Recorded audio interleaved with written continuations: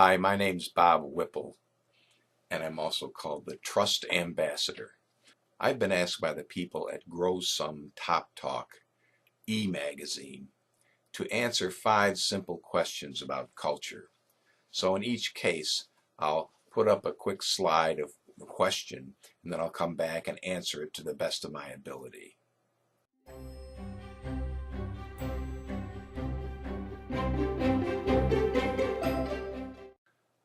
I think of organizational culture in a sense of contrasting or comparing an organization to an organism or a person.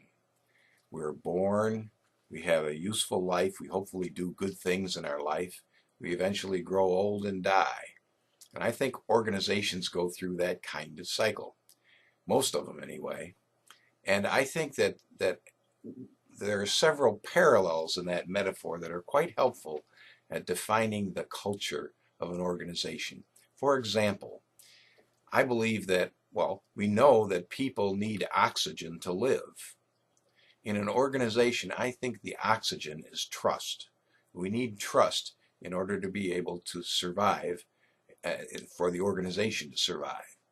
A second parallel is in nutrition or nourishment.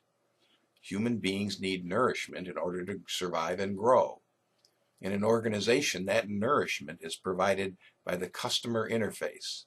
Customers are the reason for us being in existence, and they provide the nourishment, or money, if you will, for the organization to grow. So I think there's a lot of interesting parallels that you can think up in that metaphor. If you tried to describe the health of a person by looking at all the individual molecules and parts of the body and put them all together, you'd fall far short because you're missing the whole point. You're missing the soul. That's what defines a person. And in an organization, the soul is the culture of the organization. That's what provides and makes the difference.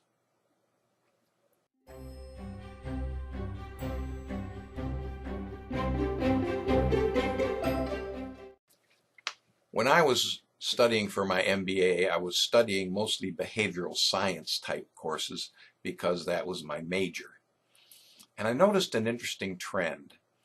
When the textbooks on business and organizations get into the area of culture, they make a list of things that define the culture. And here's a typical list that I took out of a business book. What defines an organization's culture?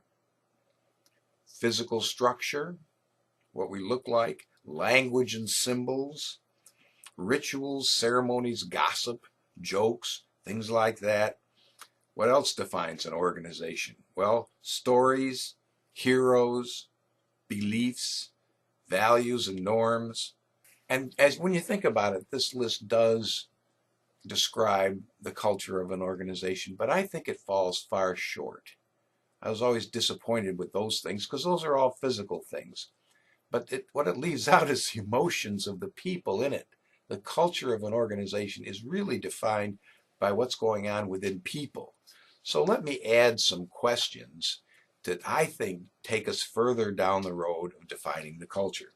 For example, is there a high level of trust within the organization?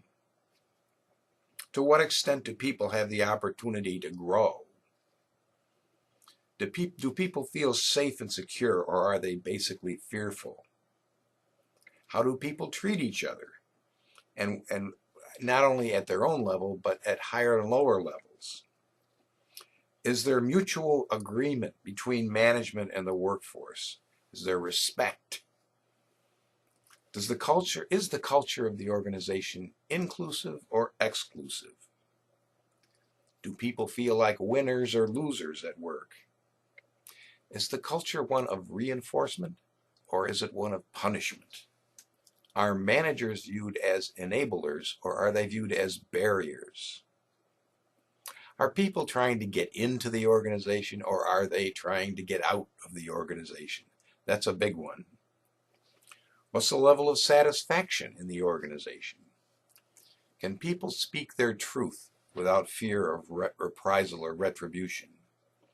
Do people follow the rules, or are they trying to find ways to get out of following the rules?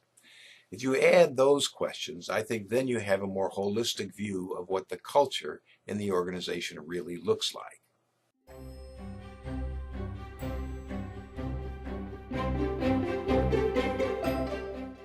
The employees form the substance of the organization. They are the glue that keeps things going. So without employees, an organization is really non-existent. So I think it's important that employees be recognized as being the carriers of the culture. And it occurs at all levels, not just the higher levels. Even the lowly janitor or something like that will have a great influence on the culture of the organization. It's a holistic system, not a bunch of individuals.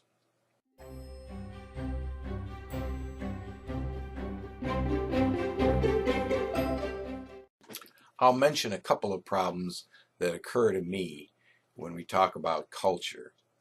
The first one is that I think managers have a tendency to misunderstand motivation.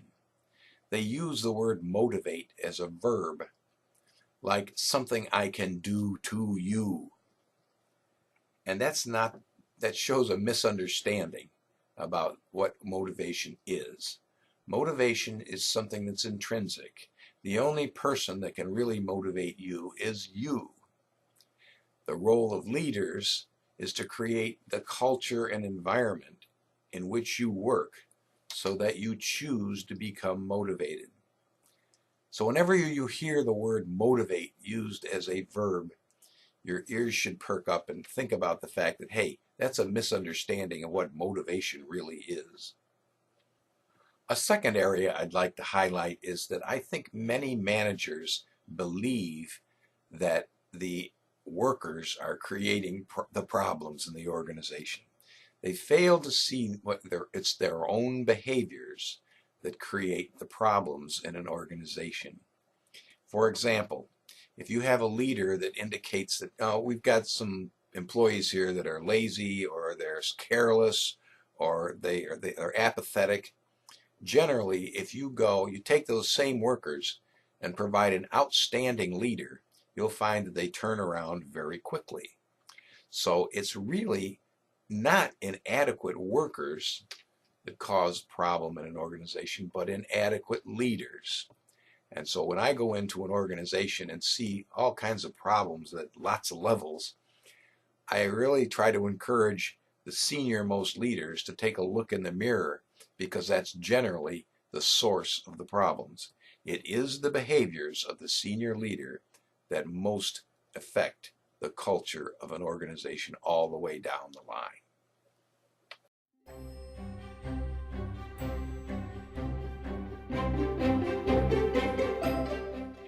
If you want to change, innovate, or create the culture of an organization, there's a very simple formula for doing it. First of all, you've got to get real.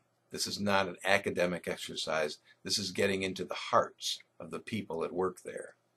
The first thing to do is to define your purpose. What are you really trying to do? Who are your customers? What are you trying to accomplish? Get your mission, what you're there for. And then create a very clear statement of where you're heading. The vision of the organization needs to be made crystal clear to everybody in it, because then they will participate in it and really enjoy the ride, because we're getting somewhere that's good. Then you go to work and create the values of the organization, which are bedrock beliefs about how this organization is going to behave, and then the behaviors, the specific behaviors within those values, so that people can see this is what we're supposed to be doing. And once we've identified those values and behaviors, the trick is to always follow them. We always do what we said we were going to do, even and especially when it's difficult to do. That's when values and behaviors help us. So since we've got all that material documented, that's the way to change the culture of an organization, by being consistent and always following those values and behaviors. I hope you've enjoyed this little summary about culture. I have a lot more material that's available on my website, www.grosumtop.com. www.leadergrow.com.